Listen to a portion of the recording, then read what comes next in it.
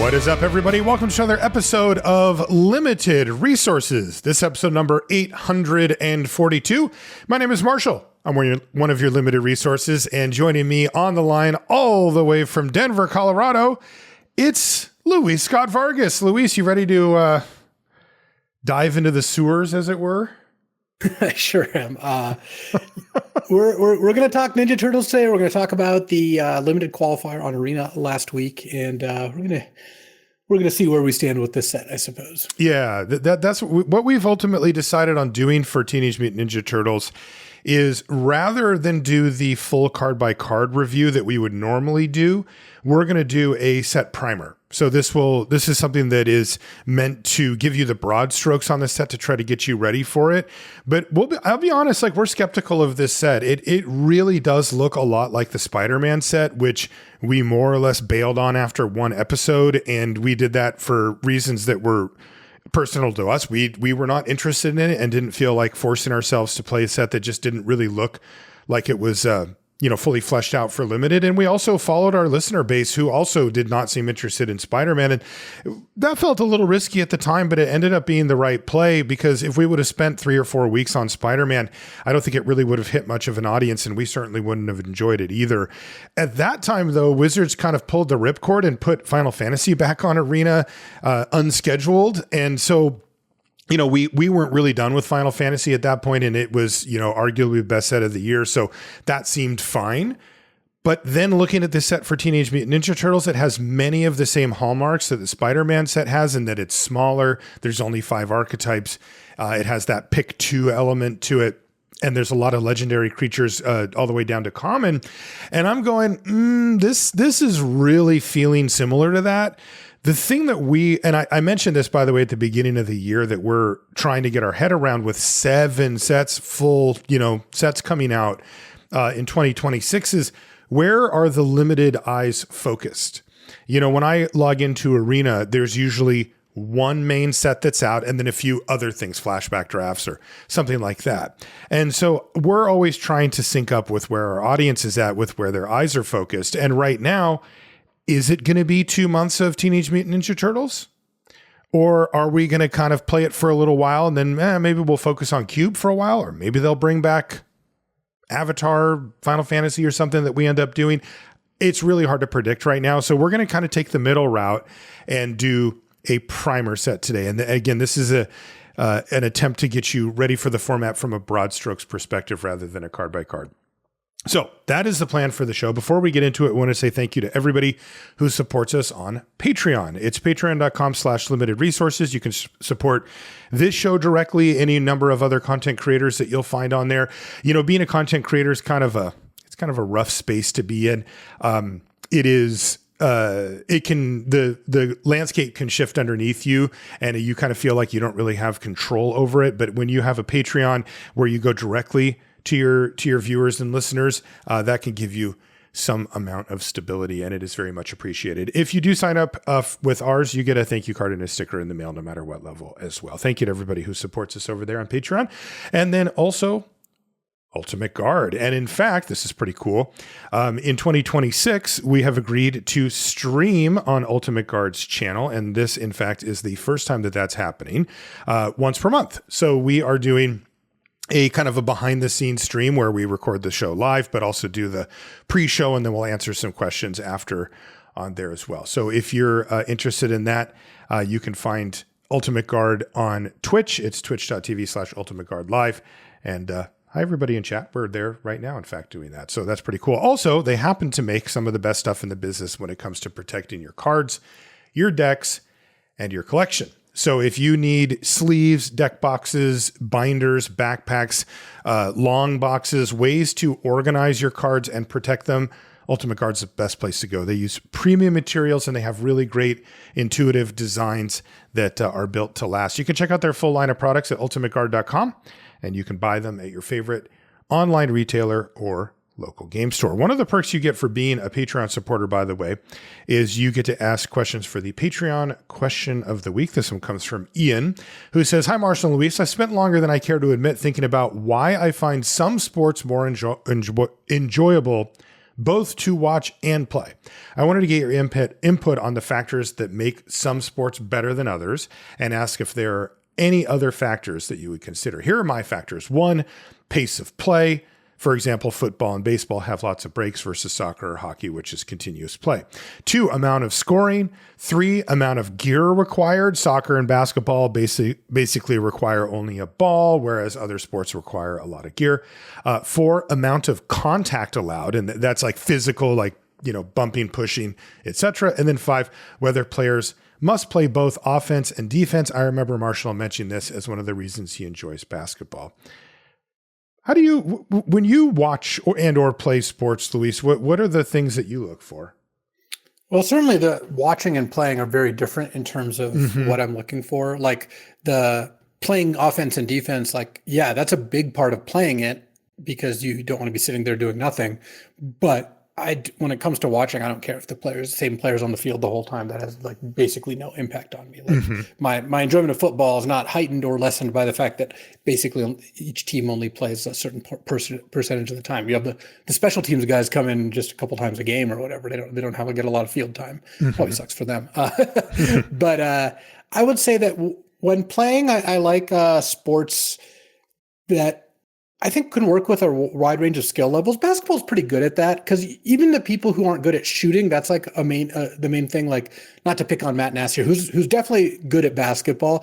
Shooting is not his strongest part of his game. In fact, longer shots, mid-range shots, or threes, he almost never takes.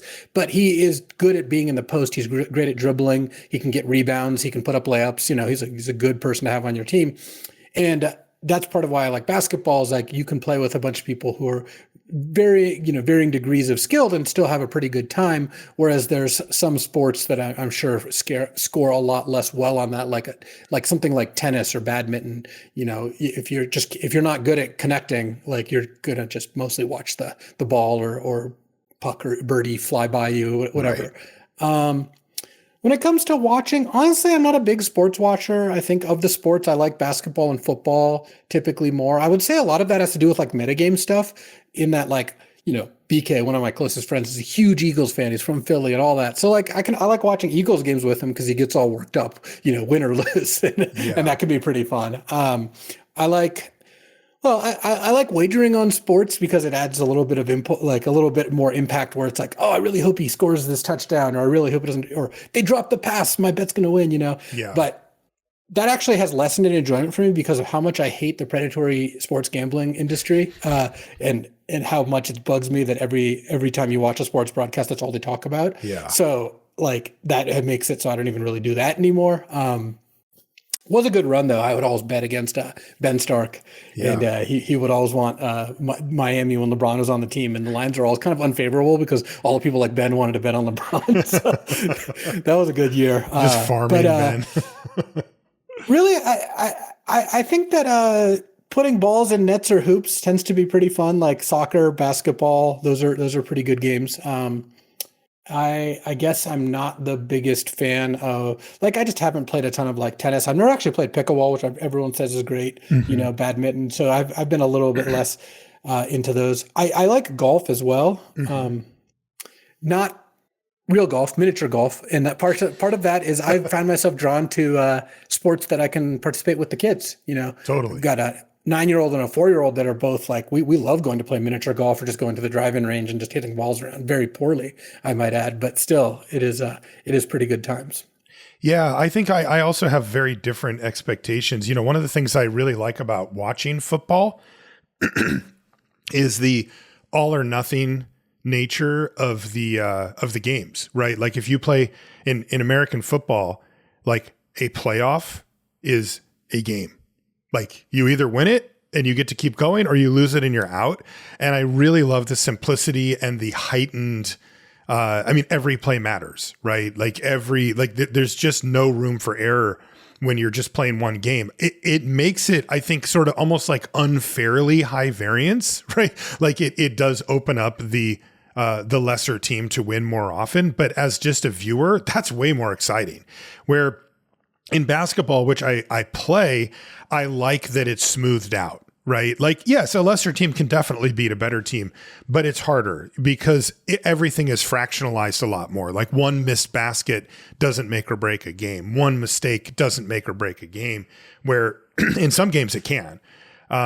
So I think barrier to entry is a big one. I tend to like, I really love basketball for its low barrier to entry for the reasons that you said, Luis. You can play even if you're not really good at it. You can be out there and starting to learn and feel how the game flows and how things move. And then in your own time, you can work on your shot or your skills or whatever. And I really like that about it. But I have also found that some of the sport, like the things that I've been playing are like, I've been playing tennis for the last few years, and it has a higher barrier to entry. Like when you first play, you just can't even get the ball to stick, to go anywhere, and you're basically useless. But once you kind of put in a little bit of work to just be able to get the ball back over, you can kind of get your footing and start to go from there, which I really like. And then you mentioned golf. I recently got my first set of golf clubs. I have a deal with myself because I just know I'm going to be one of those people that gets completely obsessed with golf, that I won't start playing until I stop playing basketball. But like now I'm really old and I'm still playing basketball, and I'm like, well, maybe I'll play basketball longer than I anticipated I would when I was in my 20s. And so I need to start working some golf in there too. And that's another one that has a relatively high barrier to entry. Just to be out there golfing with people is difficult because there's the etiquette and the pace of stuff and all that. A ton of equipment. You have to go and through. You need all this gear. You have to go find a course and right. reserve a tee time and right. Yeah, it seems like actually quite a bit of work. But the people I know who love golf really love golf. But they're so into it, and I know it just hits the same part of my brain. Plus, it's really nice to be outside, and they obviously keep most of the golf courses really beautiful and stuff like that. Cool question, Ian. Thanks for that one. That's something that I've thought about too. Myself. Before we get into Teenage Mutant Ninja, I will say, by the way, adding on to your basketball thing, my dad was obsessed with volleyball. Growing up, he played volleyball on a team multiple times a week. I remember going to the park every weekend, and he just basically made us sit around for like 3 hours while he played volleyball, which was totally fine. I think that's actually like a good parenting is letting your kids see that you also have things you want to do, and they can just go play at the park, or whatever. Yeah. But my dad played volleyball until he was like in his kind of mid 60s. Like you can if you take care of yourself, you can play these things for quite a while. Yeah, that's what I'm hoping. Also, by the way, Matt Nass is an elite rebounder. He has Matt Nass is great. The only thing I have over Matt Nass besides a couple inches in height is I am better at shooting than you got a good shot. Your mid-range. Well, I did. I'm beyond washed at this point. It's been so long.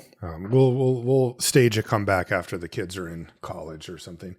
Okay, before we jump into Teenage Mutant Ninja Turtles, we did want to mention two things, I guess, about Laura When Eclipsed. One is that we are still going to do the Sunset show for it probably next week. We wanted next to put week is the plan. Capper on it. As we're still, this set came out pretty quickly after it. Spoiler alert, I view that as a little bit of a blessing, but yeah, so we'll talk about that. And then the other one was that we had our first of the new arena opens right on the weekend or whatever, the 2-day win $2,000 events over the last weekend here, except for with the new structure, right? Which involves the two big changes, I guess, would be that it's draft on day 1 and day 2. And then also, that there's qualifications for the limited championship at stake now as well. I did 5 runs, Luis, on day 1, but I failed to make day 2. I got to 5 wins twice, but I'll be honest, I didn't really feel that close to qualifying. And I'll tell you, there was 2 things that stood out, Luis. One, it was hard. Those felt very difficult. I was like, I kind of thought, oh, it's draft. This is great, and I actually like sealed. I didn't hate that. I wasn't, trying to make them get rid of that. But I thought, well, if they're going to give me draft both days, even better. But it felt very, very difficult. And then the other thing that stood out was that somehow Laura When Eclipsed has the ability to make draft feel like sealed, where you kind of have to lock into an archetype fairly early. And then you're just along for the ride anyway at the mercy of the packs, which is kind of one of the things that people feel about sealed. What about you? I think I did ultimately 10 runs. I got I 7-0'd once. I had a great elementals deck, and I got to 5 wins once and like 4 wins, and then I got a bunch of lower ones. And then on day 2, I had a really frustrating draft where I first picked a good elementals card. I mean, I'm not even remember what it is at this point, but and basically my first like 8 picks were all good elementals stuff, like straight blue red, and then ended up elementals and goblins was like kind of open. I could have taken like a 5th pick curse crafter, but there was a decent elementals card in the pack, so I just stuck the course elementals. Then ended up goblins was really open, elementals was just not open, so that was kind of a bummer. Ended up going 0-2 on day 2, and overall it's tough. Lorna Eclipse definitely not my favorite format. Like having drafts where it's like, okay, my first 5 picks are great elves cards, and then elves dries up and you end up with an unplayable deck. And the kind of like typal stuff where it's like a lot of the best cards in the set, like something like a Gathering Stone, it just doesn't work when you don't get there on your deck. Totally. And like that can happen in every set. And to say the good parts about the format, I really like drafting like Vivid Elementals decks, multicolor Vivid decks. You can draft some cool in-between tribes stuff, and it like works out. Like I don't think the format is terrible. It is a format, especially when you're looking like, all right, you got to get 7 wins in order to advance here.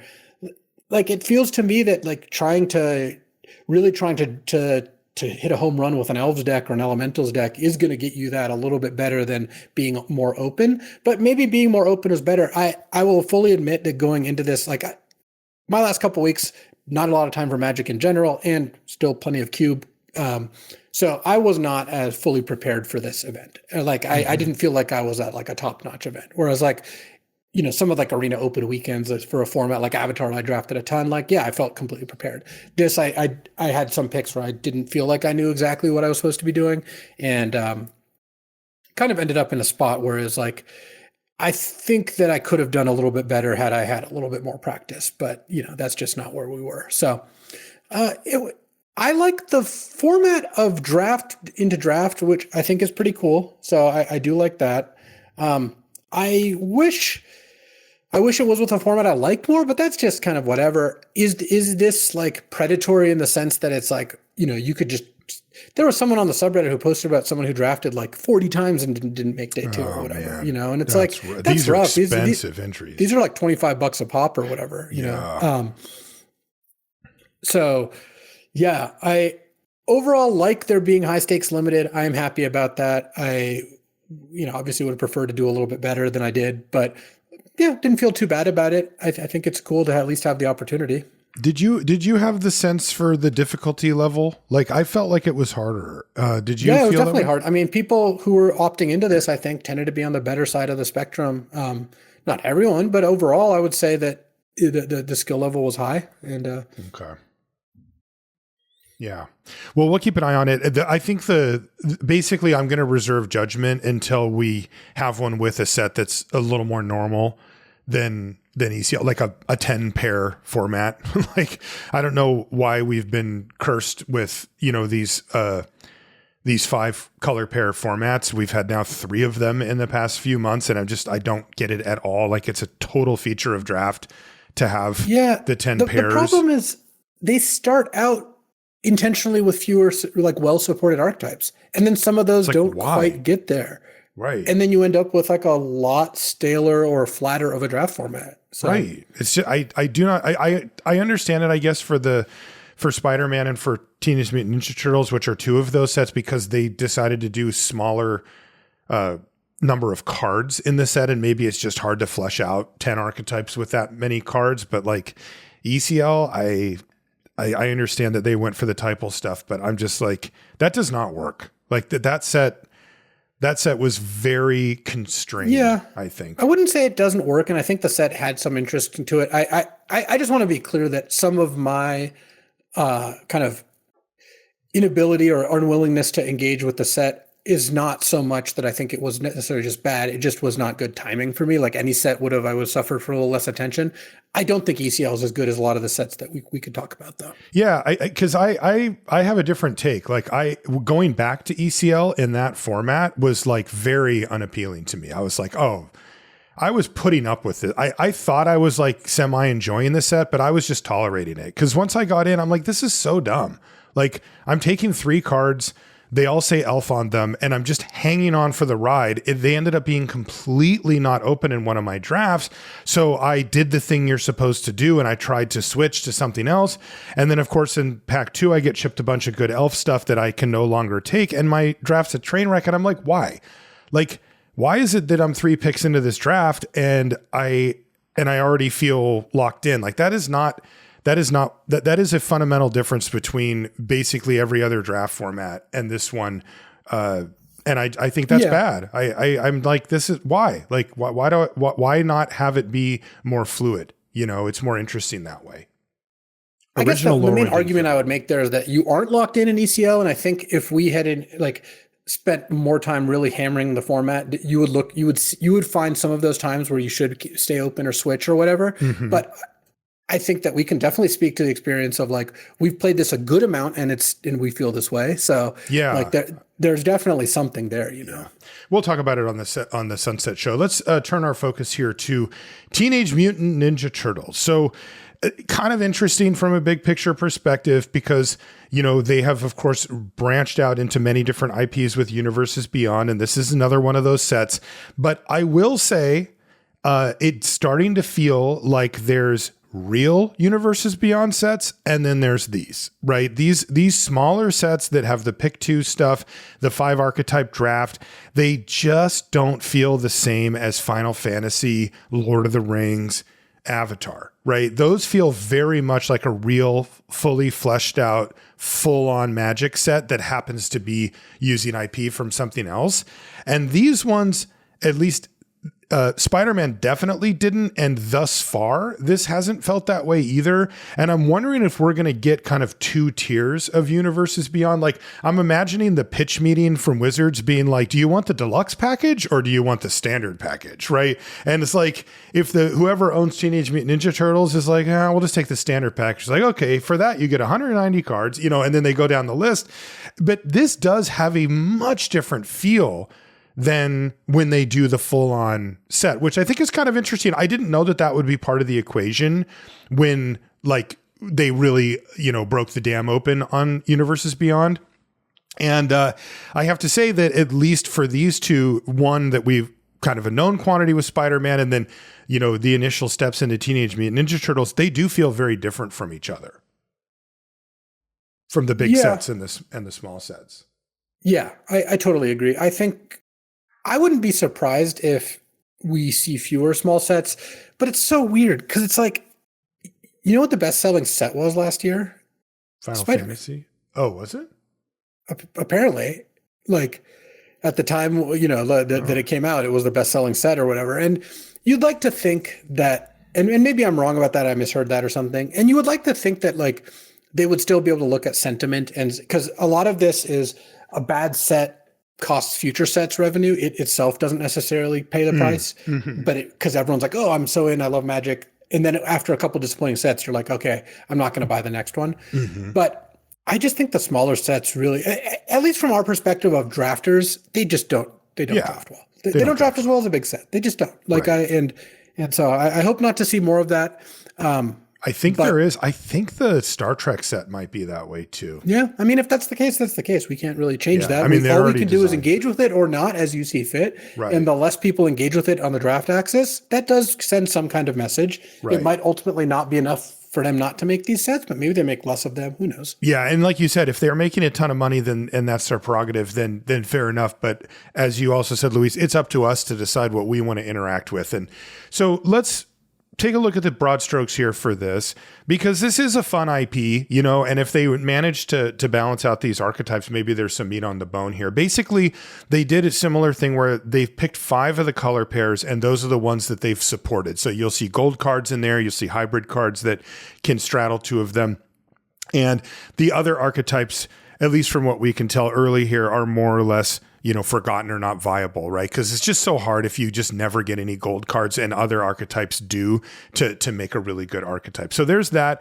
This also has been designed with pick 2 in mind. That's the one where you do a 4-player draft and you take 2 cards with each rotation of the pack instead of 1 during a draft, which, that format has a little bit of potential. I think, from what I understand, the idea is to try to get commander players to do some drafting because it's 4 players and most commander games are played with 4 players. And maybe you could do a draft before or after your commander game or in between or whatever. It's quicker because you're taking 2 cards, only 4 players. You kind of blast right through it. And it still does create, a limited experience. It's maybe not quite as deep as the, 8-player draft that we're used to, but there's choices, there's things, and there's maybe some meat on the bone, though we're going to be viewing this under the lens of a normal 8-player draft, which I assume we're going to be able to do on Arena, though at this point I never quite know. And then, as we mentioned, these sets are smaller. This set has 190 cards. Now, we're going to go over each of the archetypes and just kind of give you a sense for what they are and give you a couple of cards, that we've picked from the commons and uncommons to kind of illustrate how the mechanics work for that and what you might want to be doing with it. So, you have any other big picture stuff before we get into that, Luis? No, I mean, I'm interested to see how this plays out. I didn't even do early access. I didn't realize it was going on, but I certainly will do some of these drafts. And really, if it turns out that this is a great set and we love it and the audience loves it, we'll do more on it. My guess is we're not going to be there, but we should give you the tools to at least approach the set. Right. So this is us kind of dipping our toe in. And if the water's warm, you'll see a lot more about Ninja Turtles. I mean, it would be really cool if they were able to make these type of sets really great for limited. So the first archetype we're going to talk about of the 5 is black-white, and they call it Sneaky Ninjas, which is kind of the Leonardo Splinter vibes here. And it revolves around the sneak mechanic, which is it's basically an alternate cost mechanic that you can pay an alternate cost, usually cheaper, by having an unblocked attacker during the declare blocker steps of your turn. And what you have to do is pay the sneak cost and then return that that unblocked attacker to your hand. And then you get to play the thing for the sneak cost. So you are still putting it on the stack. You are still casting it. It's just an alternate cost for it. And, a lot of times it makes it cheaper or you get a bonus for it, that type of thing.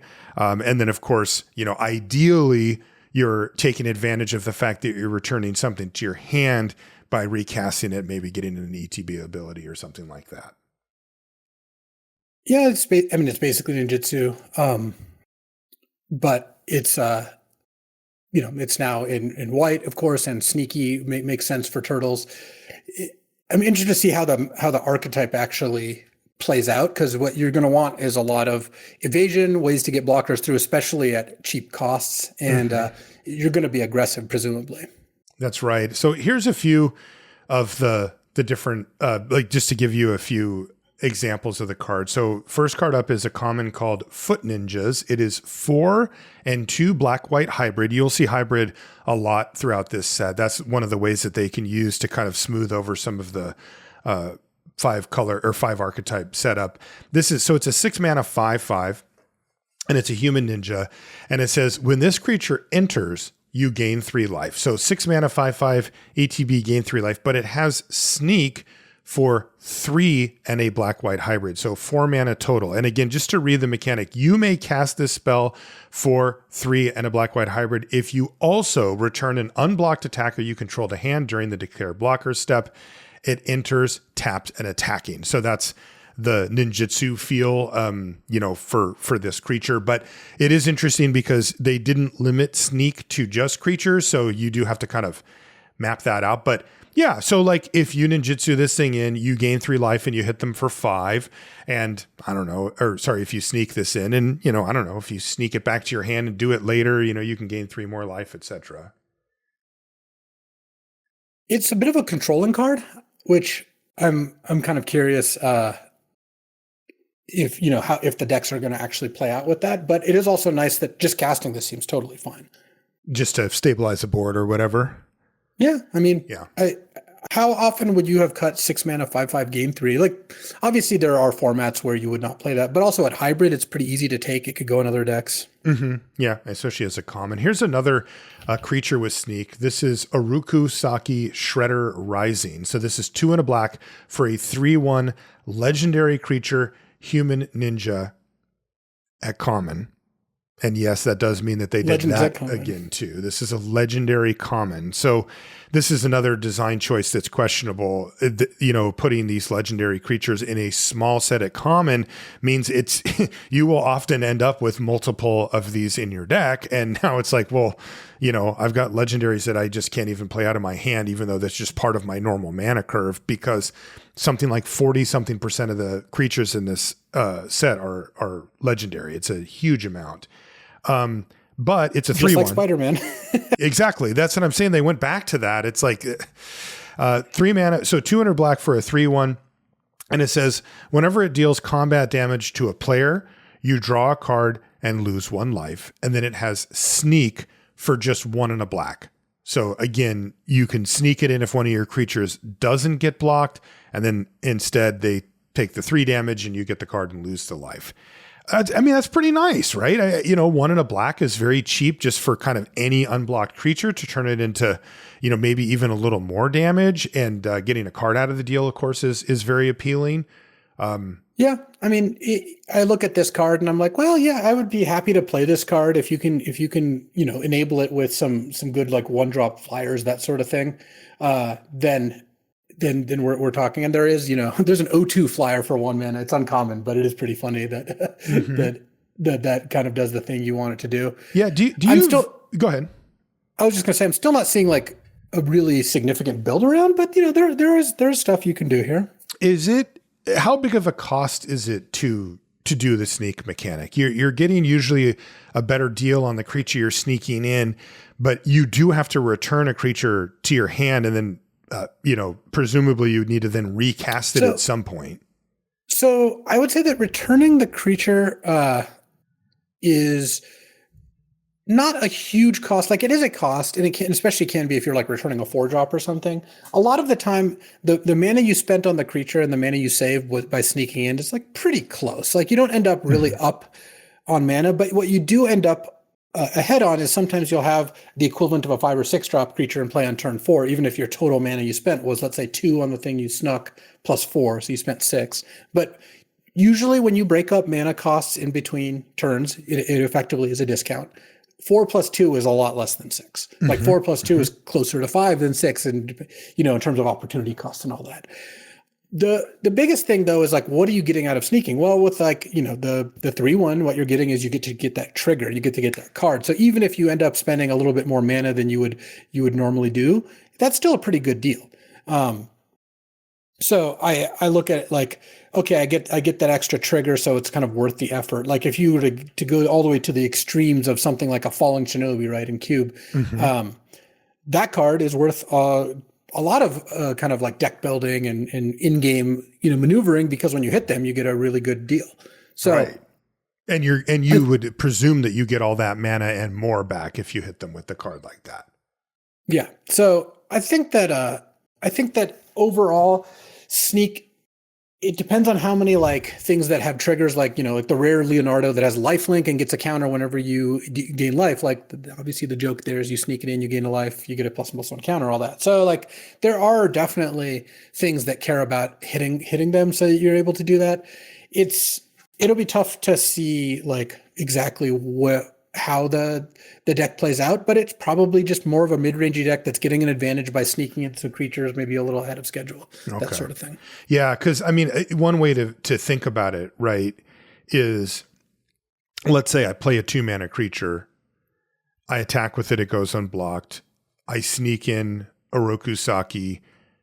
Now the 2-mana creature is back in my hand. I do hit them for the 2 and I get the card. So that's kind of, or for the 3 and the card. And then, so that's the benefit I've got, but I do need to now recast that, right? So for my 3 mana plus 2 mana creature on the battlefield, which is, ultimately where we want our creatures to be, I have now spent 6 mana, to get that 5 mana worth of creatures back onto the battlefield. So the question becomes, well, what are you getting for each of those transactions? Is there a an ETB effect that you're generating? Is there a combat thing like Orokusaki has, right? And those have to add up to more value than the mana you're getting because it is a little slow. I did look as well, Luis, and there's a black common called Squirrelinoids, which is black for a 1/1 death touch. So that there's your play this on turn 1, and then they have to decide whether to block it, or if they don't have a 1 mana play or 2 mana, then you can get Orokusaki back, because the math changes really favorably when you can reduce, like the example I gave was a 2-drop into Orokusaki, but and I'm just using that as the example, foot ninjas, et cetera. But if the cost you're paying up front to get Squirrelinoids down and then return it to your hand and then just recast it that turn, for example, well, now all of a sudden, you're cooking with fire, right? Now you're getting those transactional benefits, but you're also not falling too far behind on mana. And what you also would like to do is bounce things that have a leaves play or enters play trigger. Yeah. Like the O2 flyer, when it leaves, it gives you a food. So like you get a little bit of extra value. That's obviously like kind of a map to do that. Yeah, that's Featherbrained Filcher. It's white for a 0/2 flying bird mutant at uncommon, and when it leaves the battlefield, you get a food token. So that's a very obvious sneak enabler. One more card to talk about is Karai's Technique. This is 1 black, white. This one is a sorcery. It's uncommon, but it says choose one or both. Target creature gets +3/+3 until end of turn. Target creature gets -3/-3 until end of turn. So very powerful, right? If you even just cast it for 3, you kill something, pump up one of your things, pretty dang good. But it also has sneak, and it is a cost reduction too. It's just black, white. And again, this isn't a creature, so the whole tapped and attacking thing doesn't play in, but you can cast it for just that much, but you do need to return an unblocked attacker you control to your hand to get that benefit. Yeah, this card, first of all, it shows off how sneak can be on spells, but also this is a card you want to think about when your opponent makes an attack that looks bad, but gets one thing through unblocked for sure. For sure. It's like, because now all of a sudden... I killed your 3/3 that double blocked my 4/4 with a 2/2, and I pumped my 1/1 that you're blocking with the 2/2 or whatever. Right. There are things you can do there. It also shows that sneak does get around timing. This is a sorcery, but you can sneak it in at effectively instant speed. It just has to be in this one window of your own declare blocker step, the declare blocker step on your turn. By the way, that is the only window that you can do sneak.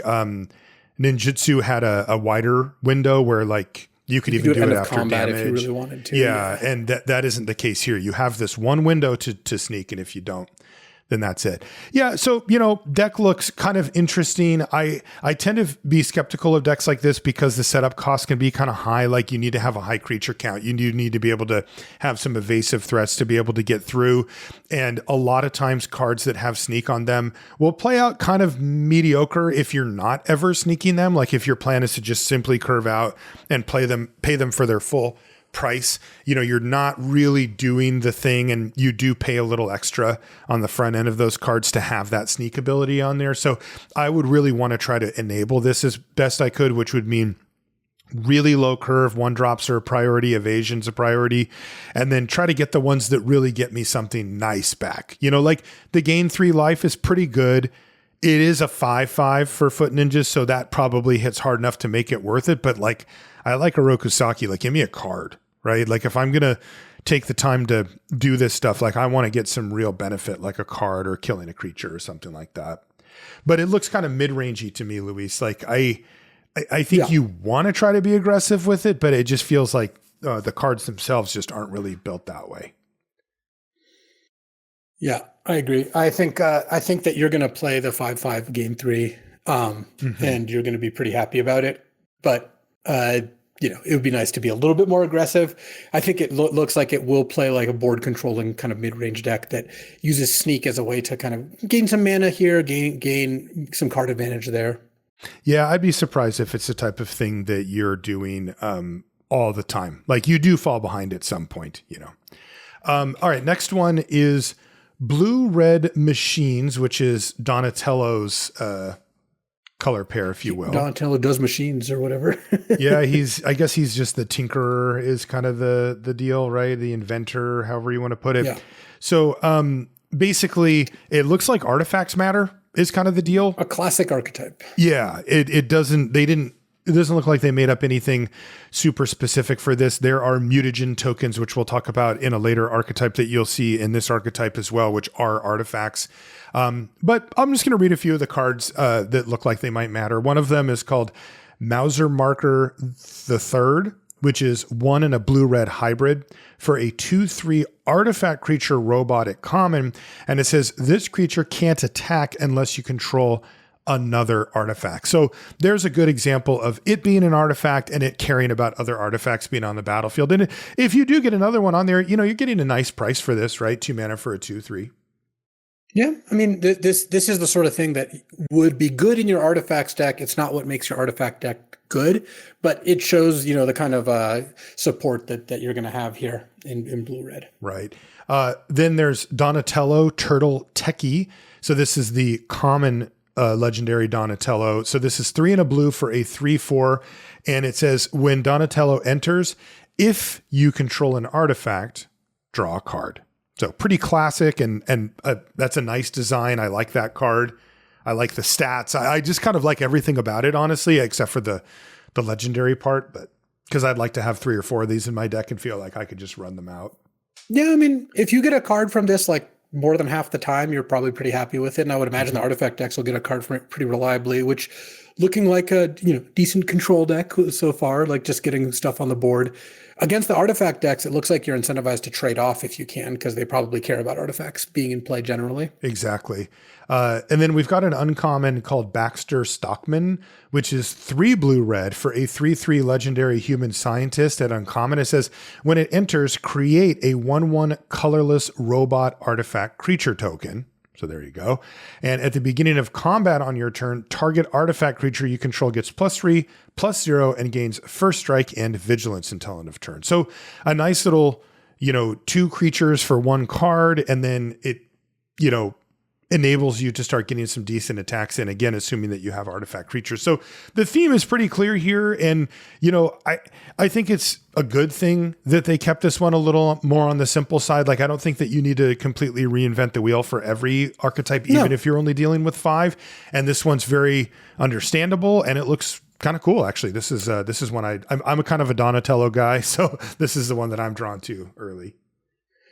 Yeah, one of the things I will look for as we go through these 5 decks too is look at what the overlaps are. Because the thing is, right now, artifacts and ninjutsu don't really seem to overlap, but that's fine. That's a blue-red theme and a black-white theme. It doesn't really matter. But as we go into like black-green, for example, it's like, okay, well, how does black-green overlap with black-white? How does black-green overlap with blue-green, right? These are some of the supported decks. Because you want to see if you get there on one, can you kind of incorporate cards from the other theme if it's not completely open? Totally. And there's a card that we'll talk about for the last deck, for the Mutagen deck, called Return to the Sewers, that I think very much will be, a big overlap card with this deck and then that Mutagen deck. Again, we'll talk about it, but a Mutagen is a token that is an artifact. So that I love Mutagen tokens, by the way. Yeah, same. It's an artifact, 1 tap sacrifice at sorcery speed to give a creature a +1/+1 counter. Mm-hmm. It's in the vein of Blood, Clues, Landers, yeah, like which we love all of those, right? Map tokens, yeah, all of these play great. Yeah, like I think that they're really fun, and clearly making tokens is a big part of Magic cards these days, and so they're always on the lookout because it can be a nice cohesive theme. All 17 cards in the set all make this one token, and they all have ways to play with it. That's a really cool thing. And Mutagen actually looks like a really good, clean design. So I like that part. It's not all negative, certainly. No, not at all. And I think that what I say to Mutagen tokens are welcome to the club. Like, come on in. I'd love to see these printed later on as well. Okay, the next archetype is black green disappear. Now, I kind of want to approach this in 2 ways, Luis, because one of them is just like, seriously? you're playing this mechanic again? Like we've seen this, but also it's I think void / revolt. right. It's also like an okay mechanic. And if the cards are good and it works, then fine. I don't really mind. It's just a little bit weird that we're seeing another tweaked version of the same thing, which is, as Louis said, void or revolt. It's at the beginning of your end step, usually, or whatever. If a permanent left the battlefield under your control this turn, that's disappear. So you have to have things die or get bounced or returned or whatever. They have to leave, and it is counting under your control. Because if I remember correctly, void was just if a permanent left the battlefield this turn, right? And revolt was yours. Void is non-land. Revolt does count lands. Revolt. So they're all but revolt doesn't count their stuff, right? Right. Revolt, they're all slightly different. Yes.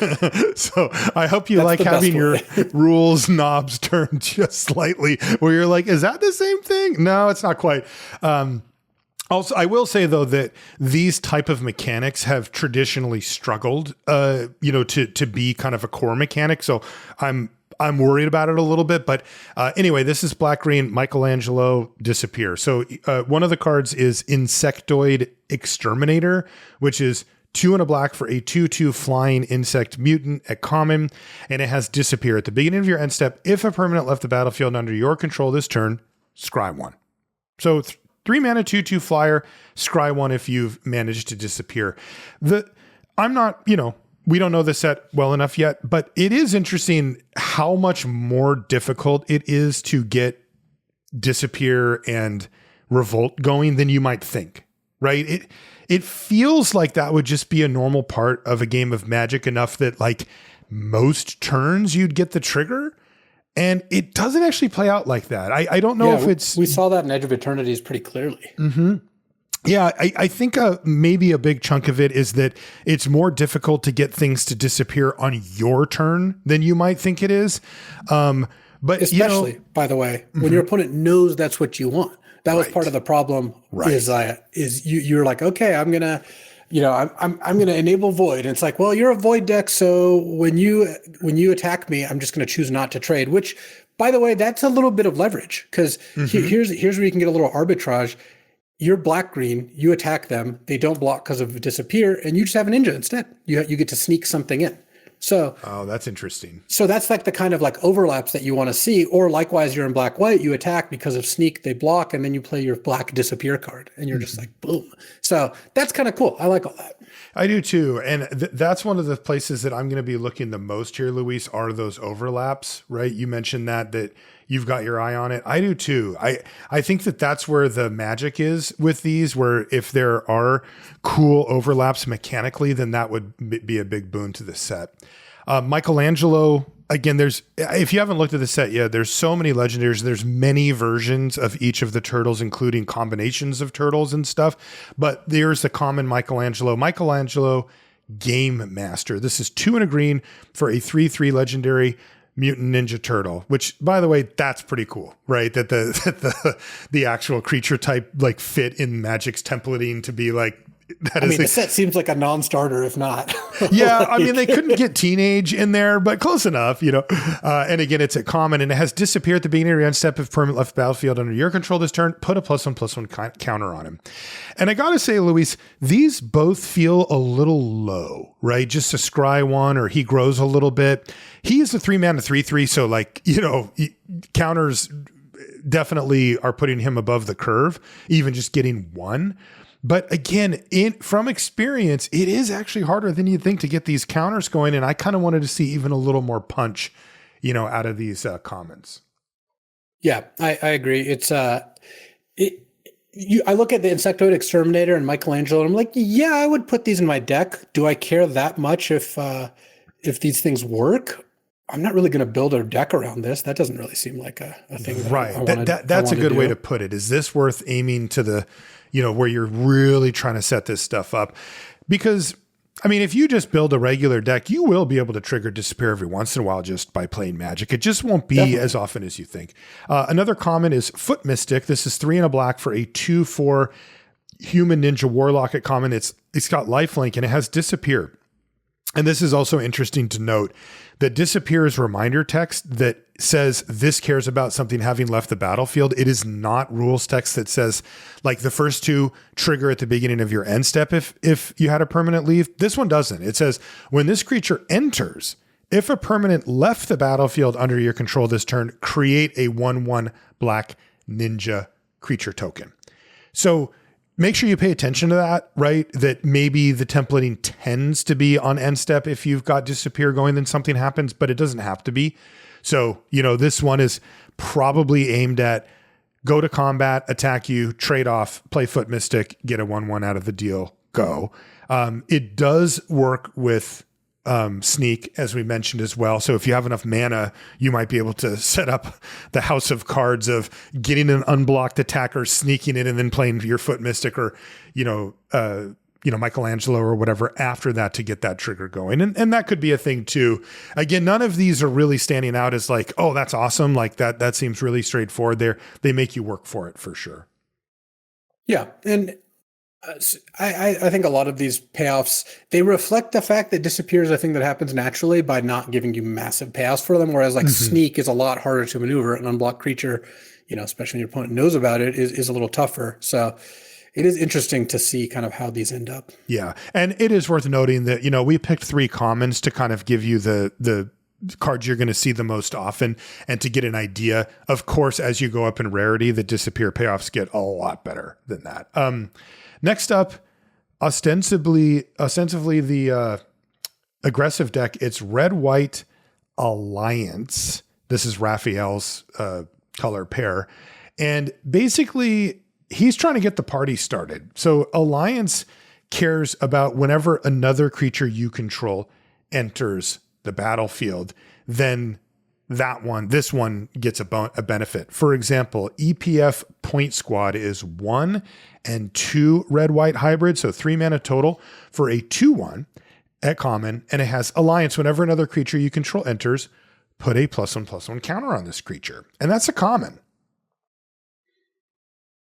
Yeah, I mean, Alliance is maybe one of the easiest things to do because it's like, hey, what does your red-white deck want? Oh, a bunch of creatures? Well, that works out nicely. And the Point Squad here, 2/1 that gets a counter is a little awkward stats. It would actually, I think, be stronger as a 1/2 because most of the time you're going to play this, next turn play a creature, it's a 3/2, you probably wait one more turn and then start attacking, which means that if they then have removal or bounce, it can have set you back a decent amount. Mm-hmm. But this still looks like a pretty good threatening card. You don't need that many triggers before you're pretty happy about it. Yeah, so things that go up in priority, creature count. Creatures. Yep.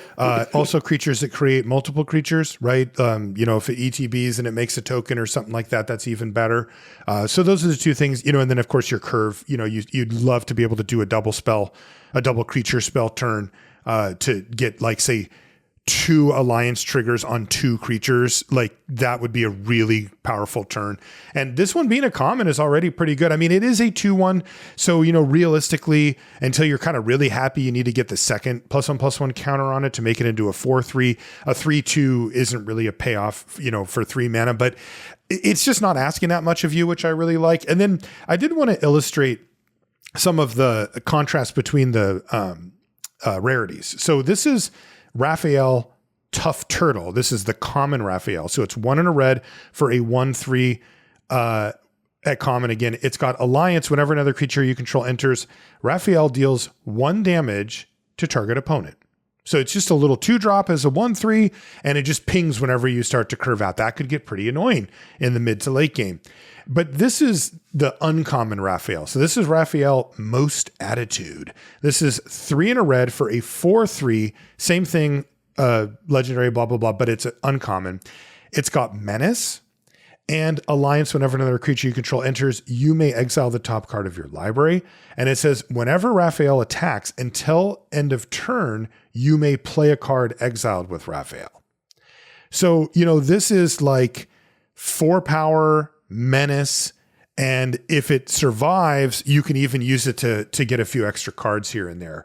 So you can tell that, they take the gloves off pretty quickly when they start going up in rarity. Yeah, and the Raphael Most Attitude actually reminds me of the Zuko from Avatar, the mono red Zuko. It is, yeah, that's right. It is very similar. Yeah, I mean, I think Alliance is one of the easier mechanics to just like kind of have work naturally, which is pretty cool. And I think it'll play pretty nicely. It's pretty straightforward. Would you say that I'm more most attitude or tough turtle? You're tough turtle more than most attitude, I would say. Our last archetype is the one we mentioned before, which is Mutagen, which is the green-blue archetype. And this was kind of a thing with Avatar, but they had a lot more room where, Avatar had 4 core mechanics, but Magic has 5 colors. And the turtles, there's 4 of them, but they did 5 archetypes. So this one doesn't really have like a turtle. Well, there's actually apparently more than 4 turtles now. If you there's the blue green card that shows them playing Magic, which is first of all kind of goofy, but also there's 5 turtles there because apparently one's like a turtle that got added later. Oh, I didn't know that. Oh, that's funny. Well, that one didn't quite get the props to get its own color draft archetype. It says the tagline from WotC says, "Pull the team together with an ever-growing assemblage of mutants that use mutagen tokens to grow bigger and weirder." So this is kind of covering the idea of non-Teenage Mutant Ninja Turtle mutants, I guess. Luis mentioned it. Mutagen tokens are a big part of this. They're the artifacts that have 1 tap sack, put a +1/+1 counter at sorcery speed on a creature. And they're pretty cool. Slithering Cryptid is a common 2 and a green-blue hybrid for a 2/3 fish mutant. And it says when this creature enters, create a mutagen token.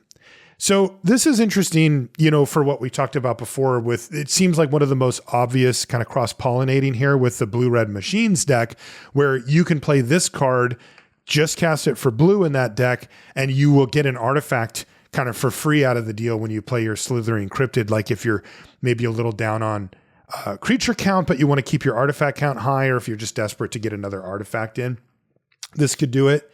And Return to the Sewers is that one I mentioned before. So this is 3 and a blue instant, again, common. Target creature's owner puts it on their choice at the top or bottom of their library. So this is a card we've seen printed numerous times now, and it's been good basically every time, at least it's playable. Always been solid. Yeah, and it's just that nowadays, we do expect a little bonus treat in addition, and they do give us one. You get a mutagen token. So instant speed, basically removal spell, and you get a mutagen token out of the deal too. So, while this obviously fits really well in the mutagen deck specifically, it's definitely going to see play in blue-red as well. Yeah, I think that the blue deck is the blue-green deck. It looks like it makes a good amount of value, which is nice. And I like I said, I really like mutagen tokens. I think that those are going to play out quite effectively. Yeah, I mean, I'm really looking for the pivot cards here, right? The cards that I think would be hotly contested by more than one deck, or that if I pick early, it will leave me open to those decks. Because in 5 archetype draft, that is really powerful, because there's many cards that if you take, you only really have one option, realistically, or maybe 2, but some of these cards, do pivot really nicely. And I mean, if you take a Return to the Sewers early in the draft, you really could go into blue-green or blue-red and be happy about it. Like, this card feels like it would fit really well in either deck. A little more power level at uncommon is Genghis Frog, which is blue-green for a 1/3 legendary frog mutant rogue. Again, uncommon. It does have trample. I love me a 1-power trampler. And it says whenever Genghis Frog or another mutant you control enters, you get a mutagen token. So this is, very much a build around for this deck that does the thing that it wants to do. But then if you support it with other mutants, which seems to be, the shorthand, for this deck is that it's the mutant creature type matters would be a way to look at it. And then if you focus on that, you're going to get a bunch of mutagen tokens as well to grow your team. And Genghis Frog on turn 2 seems great, right? You got a 1/3 trampler, you got the mutagen token, and then if you've built around it properly, I mean, you can just be spitting off these mutagen tokens left and right. I mean, 1/3 is a great stats to start here. You get 2 tokens on this, and it's like a 3/5. Like, that's going to be pretty hard for them to deal with. Mm-hmm. And it can be, this looks like it could run away with the game nicely. That's right.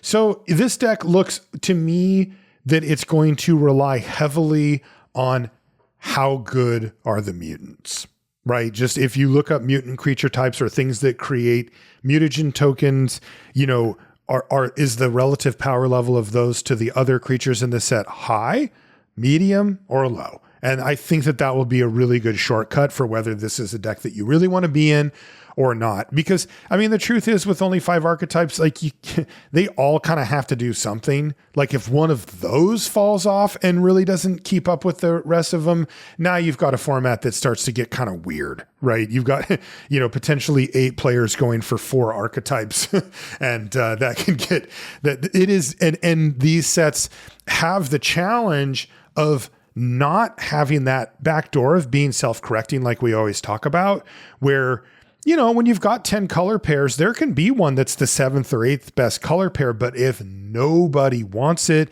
and everybody's scrapping it out over the first or second best deck, that self-correction, you can start to see it a little bit in the numbers. But when you have it polarized where it's effectively 5 supported decks and 4 unsupported decks, it gets really hard for one of the unsupported decks to make a dent in a format. You know, you tend to find, and we saw this in ECL as well, where you tend to find that if you really go down that road, you are 100% relying on just raw card power level, rarity. You know, you need to have 3 rares and 5 uncommons. And even then, if you go up against a decent version of one of the top decks that is supported, you'll still struggle or find yourself kind of even money against a deck like that. So that is, of course, the knock, you know, on that is just each of these. I mean, if you're only going to do 5, they all have to play well. And if one of them doesn't, you really kind of put yourself into a corner. I just want to know, how you're going to react when you find out that the mana war of the set is just an equipment. So it's like, no way. What is it? I haven't seen it. Bespoke bow. It's 2 and a blue, artifact equipment uncommon. When it enters, bounce an online permanent, and equip 3 gives a creature a +2/+1 in vigilance.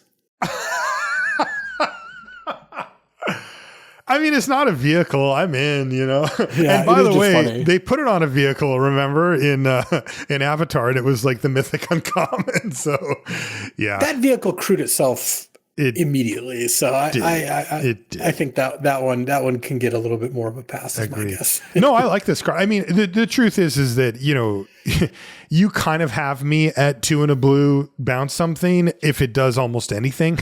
Yeah. You know, I'm kind of a sucker. That is a fairly steep equip cost, but at least it pays you back. +2/+1 in vigilance really does turn basically any creature into something that has to be dealt with. And vigilance is kind of cool too, right? Because, you know, sometimes you're like, well, I have a 1/1. I'll put this on. It becomes a 3/2. I attack you with it. And they go, sure, I'll just take the 3 and just crack back. And now they're like, I just have to trade off for this stupid token. And yeah, I could see it being okay. What do you think, Luis? How should we approach, you know, our first forays into the format when it comes out on, I'm assuming, next Tuesday? My guess is we're going to play the format and, you know, it'll be okay, but we're not going to spend a bunch more time on the format afterwards. Is kind of what I think is the most likely outcome. Yeah, it's an interesting mix. I'm definitely going to dive in and do some drafts and see what's what. If it ends up being good, if we enjoy it, we will stick with it. As we mentioned before, it's kind of a mix between what Luis and I are interested in, but ultimately, you know, we serve our audience, right? And we're here to help you get better at limited, enjoy limited more, get prepared for draft formats, etc. So it is going to be a lot of us kind of feeling out the community about where their focus is. Because the other thing, I don't know if it'll still be up, but, you know, Cube does change a lot of this. Like having the pressure release valve of having Vintage Cube up on Arena, which is something I want to do anyway. If a set falls a little short, or maybe a good example would be ECL for me, which is that even if you kind of like it, there's not a lot there, right? Like, you know, I normally would probably get up into the, I don't know, 60 or 70 drafts or something for a format. But after like maybe 30 or 40, I'm kind of like, yeah, okay, you know, I think I kind of figured out ECL, you know, or I've done what I want to do here or whatever. And, you know, if they have the vintage cube up, I think it acts as a really, like, I would love to be able to see the behind the scenes numbers, to see, like, to just put vintage cube up as like basically the control, right?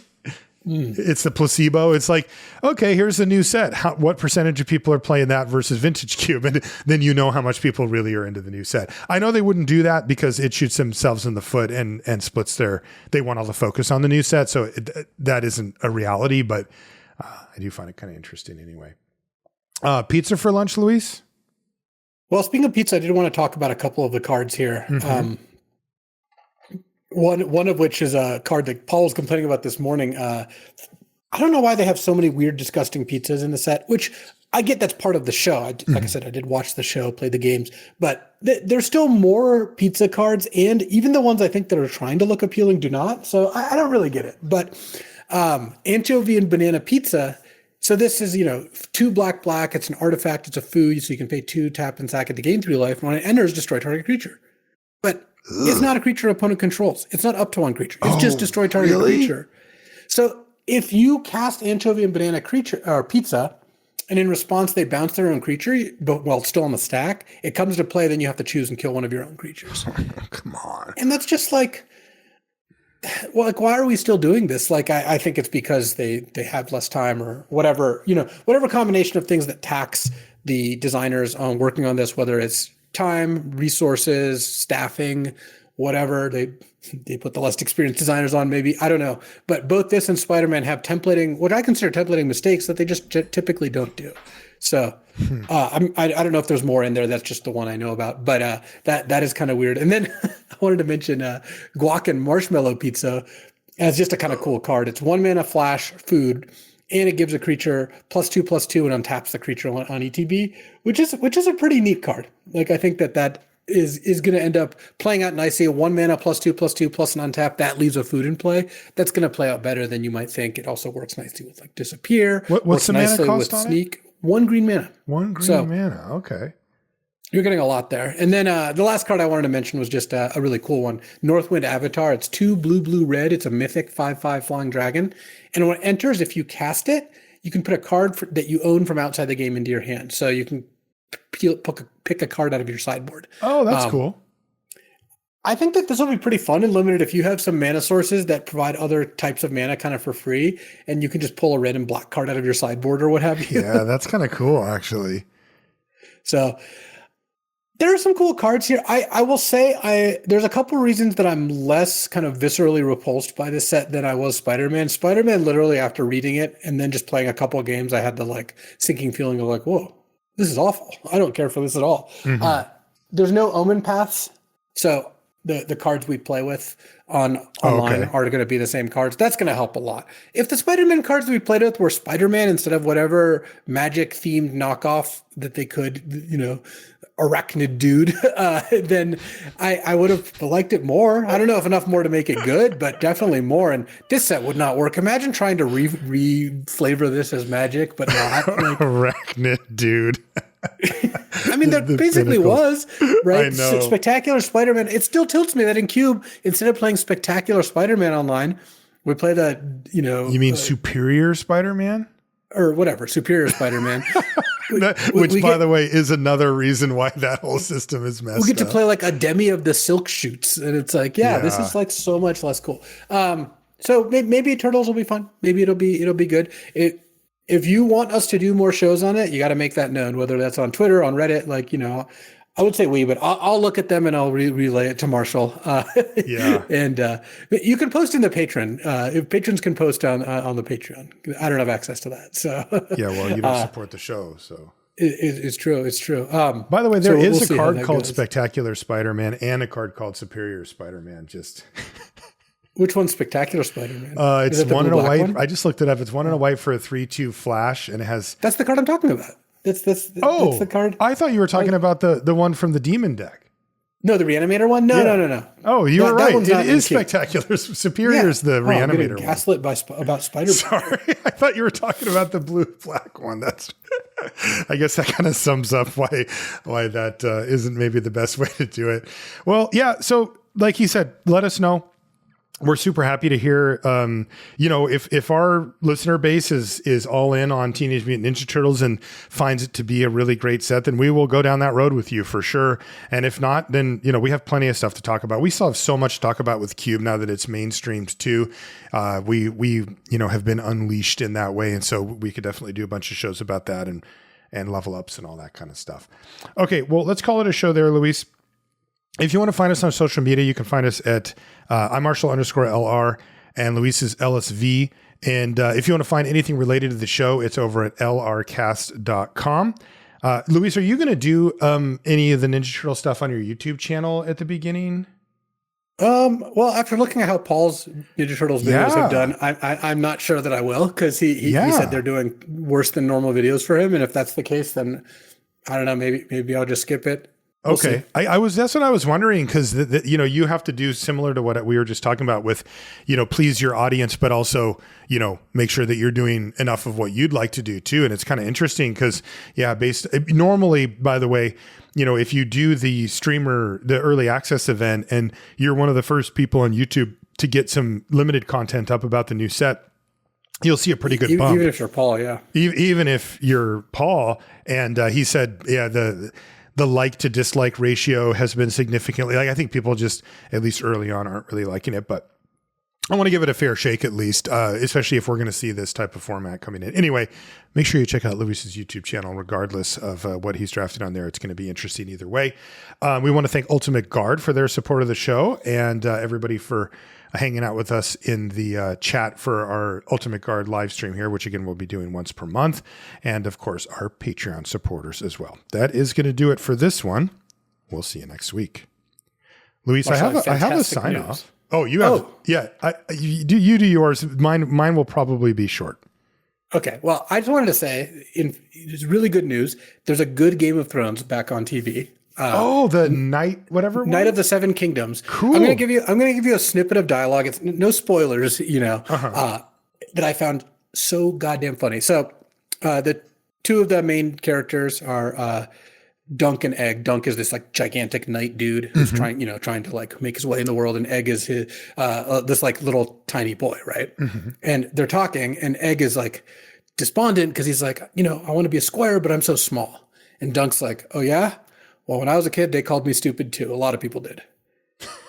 And that's it. And Egg's like, okay. And he's like, so he's like, funny. So was there, he's like, so what did you do? And Dunk's like, well, that's none of your business. And Egg's like, well, I thought you were trying to give me advice. You'd be helpful. And he's like, advice? Like what? Grow? And that's it. That's the... Wow. That's the whole interaction. That is next level miscommunication. Really good. So I need to watch this. I would watch it. It's only 6 episodes. Okay. It's quite good. I was like, oh, this is the Game of Thrones I remember. And it is really good. So I'm sad there's only 6 episodes. That's great. Okay. Here's my sign off for you, Luis. I saw a piece of content from our friend and Magic Hall of Famer, Brian Kibler, where he was asked what his 4 most iconic Magic cards of all time are. And you can define iconic however you'd like. And then when we had Circo on, when you were out with the kids being sick, I asked him as well. So I have both of their answers, but I want yours. What do you think is the Mount Rushmore of iconic Magic cards? Black Lotus has got to be on there. I would put Shivan Dragon on there. I think that Shivan is, first of all, Black Lotus is the most expensive, most famous, one of the coolest Magic cards ever. It is the card. Got to be that. I think Shivan Dragon, because it was one of the first big dragons, big cool thing. I mean, there's a cycle. Richard Garfield. We did a whole show about Alpha for a reason. Masterpiece of a set, But I think Shivan Dragon outshines Lord of the Pit, Force of Nature, Mahamudi Jin, and I guess Personal Incarnation would be the white one. Wow, I want to put another card in from Alpha. I guess I will. Lightning Bolt will be the other one. And then I have to do one more, and it can't be red, certainly. And it can't be from Alpha. Yeah, this is where it gets interesting. I'm not going to do it, but Brainstorm, I think, is actually like kind of a reasonable card because a lot of what goes on for Magic is similar. I mean, I know you want to get a blue card on this list. I definitely do. And I don't think Force of Will is right. I think like Force of Will is a little more in the weeds. If you took Counterspell, you think that's too alpha centric? Like it just doesn't represent anything? Alpha really did lay the groundwork. It did. I think Counterspell, I would definitely choose Counterspell over Mana Drain. I think Preordain would actually not be a terrible thing. But I think if we're talking about Mount Rushmore of Magic. Of iconic.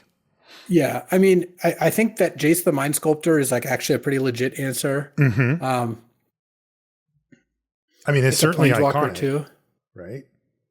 Yeah, I would go with Jace the Mind Sculptor. That's an era that, the thing is, a lot of people now don't remember this, but Jace got banned in Standard. Jace, when it released, in like 2010 with World Wake, was like one of the best cards. It was like $100 in Standard, which is like really, really hard to get there.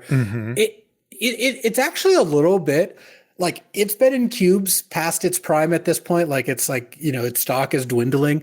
It almost would have like a stronger image if it just had been left cubes a while ago. Cause at this point, Jace is no Sheevan Dragon. If you put Sheevan Dragon in cube and no one would ever play it, Jace you still play and it still can be good. But it deserves more to be on Mount Rushmore, but I would imagine people who've started playing more seriously in the last 5 years be like, why is Jace there? Right. Jace is kind of washed, right? Right. Thoughtseize is also that chat actually had a good one because we're, like I said, we're doing this on Ultimate Guards channel. I think Thoughtseize and Sarah Angel are both pretty reasonable, but honestly, I might just put Jace the Mind Sculptor there. Okay. You want to hear the other two? Yeah. So Kibler's answers were Black Lotus, Sheevan Dragon. Okay, great. Lightning Bolt. Okay. Jace the Mind Sculptor. He didn't put no. He did. He totally did. I can't believe it, but you guys had literally the same 4 cards, which I was like, oh, wow. Maybe the pro player's mind really does think in the same way. I waffle a lot on Jace, but I like the other 3 a pretty good amount. You could actually, now that I think about it, you could make an argument for Sarah Angel over Sheevan Dragon. And then that breaks up the. I think I would actually colors. do that, not because Kibler had the same answer. I think his answer is great, actually fantastic answer. But I think looking at the color combinations, I would be a little more inclined to put Sarah Angel. And honestly, I think more people probably liked Sarah Angel back then than Sheevan Dragon. I think Sheevan has kind of aged better in a lot of ways, just because, the Sarah Angel part of the appeal is it's this pretty angel, and I think people are a little bit less into that sort of thing these days. But I think either answer is very, very good. Circo said Lotus. He also it's disqualifying if you don't have Black Lotus. I agree. I think you're just trying to be Black cute. Lotus, it's like you're not doing the Mount Rushmore. You're doing something else. Right. It could be fine to do something else. Right. But it's not the Mount Rushmore of Magic. It's not the iconic Mount Rushmore. Yeah. So Lotus, Time Walk, and then interestingly, I do think that this goes to kind of when you were playing or when you interacted. His next 2 are cards kind of from the Jace the Mind Sculptor era, but a little after it. And a little before it, his next one is Tarmogoyf. Okay. And then his last card was Liliana of the Veil. So he kind of hammered that when Modern really came into its own, those were too expensive. I think what eras you played, that's why I mentioned the Jace thing. I can imagine Jace missing for a decent amount of people can impact this. I think Liliana of the Veil was, again, its star has faded a bit. You look at it in cube, it's not that good. You look at it in other formats, it's not really played. Liliana, when it was printed, was super impactful, and I think a really good design. I still think it's a really fantastic Planeswalker design. It can be really, really devastatingly good, but it can also be not that good. And a +1 both players discard is actually really interesting how it kind of plays out. So I think Liliana is basically the Planeswalkers that aren't, 4 or 5 mana, -3, kill a creature, +1, draw a card. Like they've done a good job getting away from that these days. But there was like a 5-year stretch where I feel like every other Planeswalker was just that. It was some variation of that. And Liliana is played so interestingly. So good list. Yeah, good question. Let's start carving the Mount Rushmore.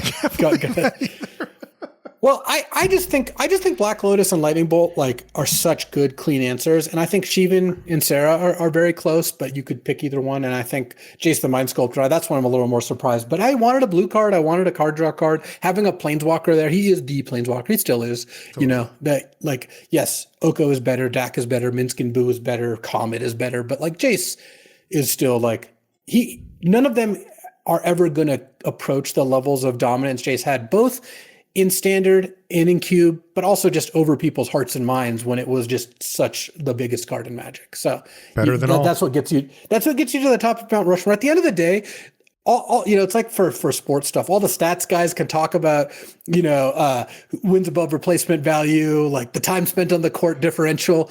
At the end of the day, you know, Michael Jordan having like 7 rings or whatever, six. Sorry, I didn't know that. That matters. Like when you're arguing about LeBron being the best and Michael Jordan has more rings, there's something to that. I'm not saying that's the end all be all, but there is something to that. And Jace has that. And like Oko's a different story. Oko is more reviled than anything else, you know. So yeah, great question.